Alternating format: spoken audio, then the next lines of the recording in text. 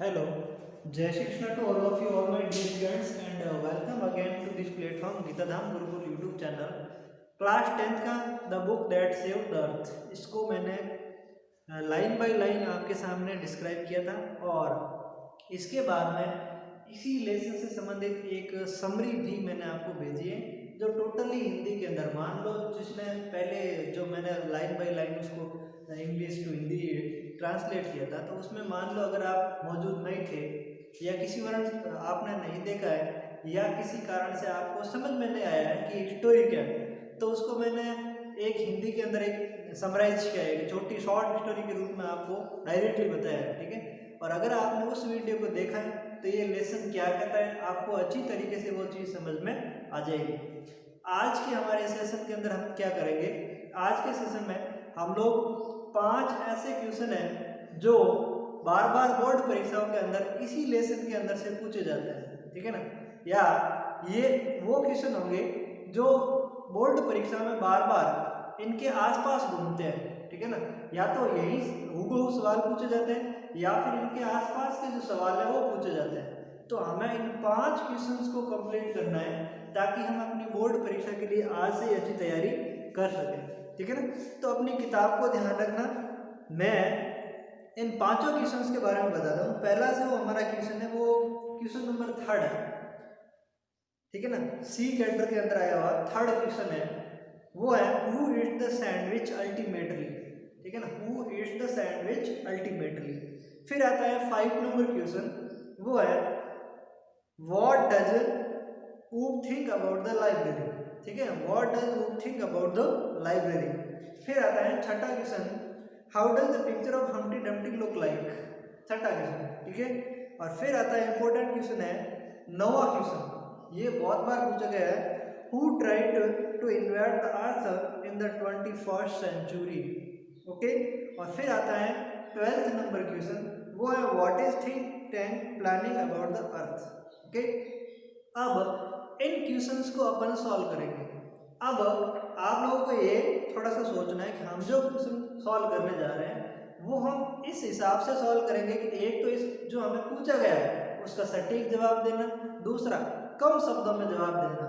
और कम शब्द क्यों, कम शब्द इसलिए ताकि हम इस क्वेश्चन को अच्छी तरीके से याद कर सकें। ठीक है ना, आप खुद ही सोचिए, अगर आपको कोई इंग्लिश की लाइन याद करनी है तो छोटी लाइन होती है तो वो आराम से याद हो जाती है, बड़ी लाइनें आपको कंफ्यूज करती है, आप याद नहीं कर सकते। ठीक है ना, तो हमें क्या करना है कि जितना हो सके शॉर्ट में याद करना है, छोटा याद करना है। भले ही वो उसके क्वेश्चन के आंसर की लिमिट ज़्यादा पूछ रहा हो, आपको कम से कम 30 to 40 वर्ड्स ईच क्वेश्चन के बारे में पूछा जा रहा है, इतने में आपको आंसर देना है, लेकिन आपको याद सिर्फ और सिर्फ 10 वर्ड्स ही करना है ताकि आप उसका डिस्क्रिप्शन के अंदर जाओगे तो आप उसका एक उत्तर थोड़ा सा बड़ा कर सकते हैं।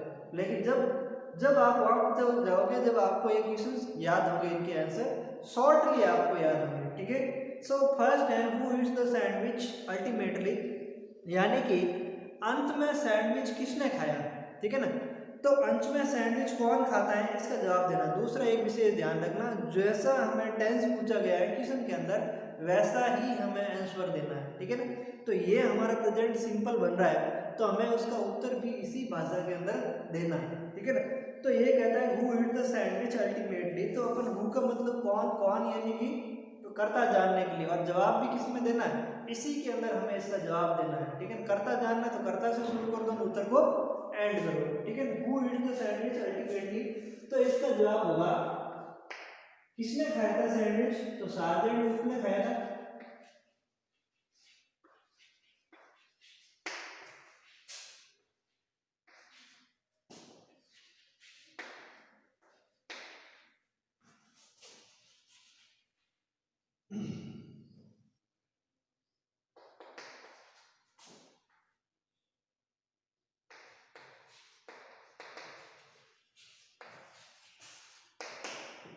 ओके, तो किसने खाया था सैंडविच, सार्जेंट वुड ने खाया था, तो हमने इसका जवाब भी इसी के अंदर दिया है कि सार्जेंट वुड ने अंत में सैंडविच खाया था। ठीक है ना, अब इसको उत्तर को ज़्यादा आप चाहो ऐसे बढ़ा सकते हो, लेकिन आपके उत्तर का जो मेन आपको मार्क्स मिलेंगे वो इसी के आधार पर मिलेंगे कि आपने उस प्रश्न का सटीक जवाब दिया या नहीं। तो किसने खाया था, किसने खाया है सैंडविच, तो उसने खाया है सार्जेंट ऊप ने। ओके, फिर आता है question number 5, what does you think about the library. ठीक है ना, जो ऊप है, सार्जेंट ऊप है, उसने लाइब्रेरी के बारे में क्या सोचता है। ठीक है ना, तो वो लाइब्रेरी के बारे में क्या सोचता है, एक तो ये कि उसने क्या सोचा, लेकिन यहाँ पूछ रहा है ये प्रेजेंट सिंपल के अंदर क्या सोचता है। ठीक है ना, तो हमारा जवाब भी इसी के अंदर होना चाहिए कि what does you think about the library. तो इसका जवाब है he thinks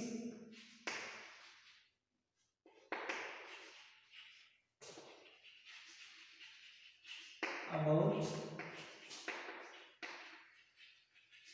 library that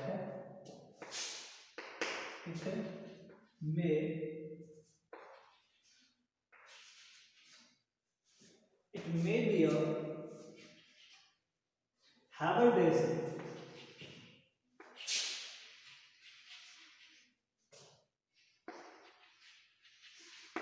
okay, ये इसका आंसर है कि he thinks about the library that it may be a habitation. ठीक है ना, ये ध्यान देना, उसके अंदर किताब के अंदर लिखा हुआ है, वहां से आप ढंग से लिख लेना habitation।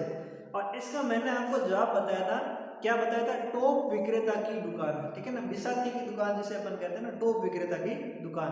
तो ये जो सार्जेंट ऊप है, उस सार्जेंट ऊप ने इसके बारे में क्या सोचा था, किसके बारे में, लाइब्रेरी के बारे में। तो लाइब्रेरी के बारे में सार्जेंट ऊप, यानी कि ही का मतलब हो गया सार्जेंट ऊप, ही थिंक्स यानी कि सोचता है अबाउट द लाइब्रेरी, लाइब्रेरी के बारे में, that may be a habitation। ये इसका करेक्ट जवाब हो गया। ठीक है ना, तो वह सोचता है कि ये हो सकता है किसी वो टॉप विक्रेता है उसकी दुकान हो सकती है। फिर आता है question number 6, how does the picture of Humpty Dumpty look like. How does the picture of Humpty Dumpty look like. तो हम्प्टी डम्प्टी की जो पिक्चर है, यानी कि उसकी जो फोटो तस्वीर है, वो किसके समान है या कैसी लगती है। ठीक है ना, तो हम्प्टी डम्प्टी की जो पिक्चर है, उसकी जो फोटो है, वो कैसी है और किसके समान है। ठीक है, तो इसका जवाब हमें देना है। तो इसका जवाब ये होगा, आंसर देखो ये भी प्रेजेंट सिंपल में, तो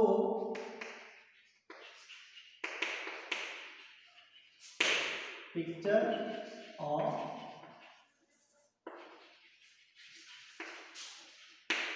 Humpty Dumpty looks like a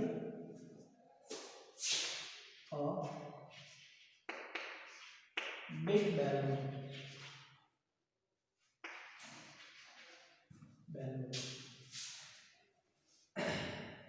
Humpty Dumpty, the picture of Humpty Dumpty looks like a big balloon. एक बड़े बैलून के समान लगती है। ठीक है ना, गुब्बारे के समान लगती है। ठीक है ना,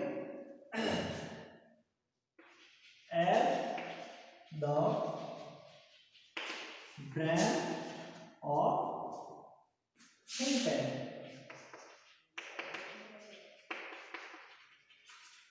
ओके, देखिए जो पिक्चर है, the picture of Humpty Dumpty looks like a big balloon, एक बड़े बैलून के समान लग रही है। उसका जो ब्रेन है, ठीक है ना, वो ब्रेन कैसा लग रहा है, एक बैलून के समान बड़ा लग रहा है।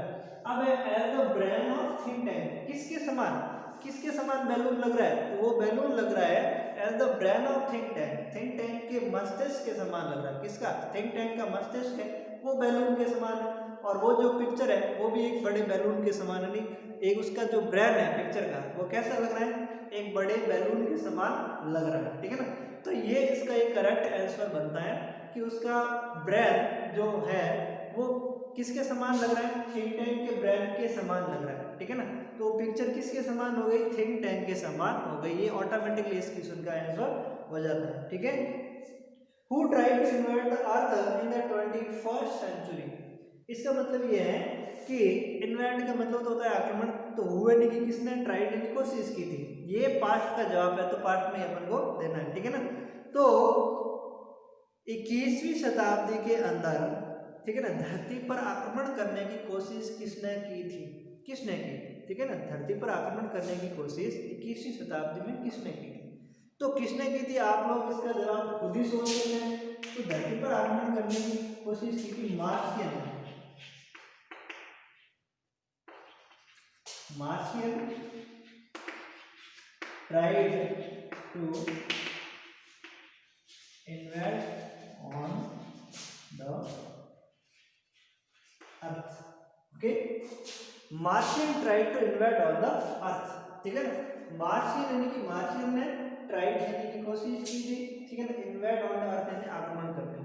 तो 21वीं शताब्दी में धरती पर आक्रमण करने की कोशिश किसने की थी? मार्शियन यानी कि मंगल ग्रहवासियों ने धरती पर आक्रमण करने की कोशिश की थी। ओके, सटीक जवाब हो गया।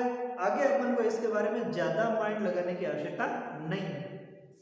अब आता है question number 12, what is think tank planning about the earth, ठीक है ना, what is think tank planning about the अर्थ। तो थिंक टैंक है वो अर्थ पर आक्रमण करने की जो प्लानिंग है वो कैसे बना रहा है, ठीक है ना, what is think tank planning about the अर्थ, यानी कि धरती से लेकर के थिंक टैंक की क्या प्लानिंग है, ये इसका सटीक है इन द अर्थ, ठीक है ना। तो उसकी क्या प्लानिंग है, किसकी, थिंक टैंक की, तो उसकी प्लानिंग है धरती पर आक्रमण करने की, ठीक है ना, और उसको अपने रूलरशिप के अंदर लाने की। तो अपन इसका जवाब क्या बनाएंगे, एक तो ये इसके इस प्रश्न के अंदर भी उसका सटीक जवाब बन रहा है, ठीक है ना। और मैंने कहा भी था कि अगर आप एक क्वेश्चन को सटीक ढंग से सॉल्व करते हैं ना, तो कम से कम आप उससे रिलेटेड जितने भी क्वेश्चन आते हैं उसका सटीक आंसर दे सकते हैं। थोड़ा सा उसके अंदर क्या करना होता है, चेंज करना होता है, ठीक है ना। तो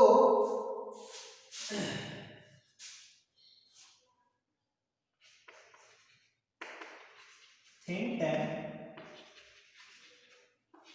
is planning to invade on the earth planet, ठीक है ना, he wants to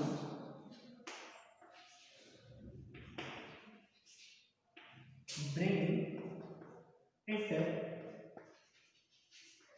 under his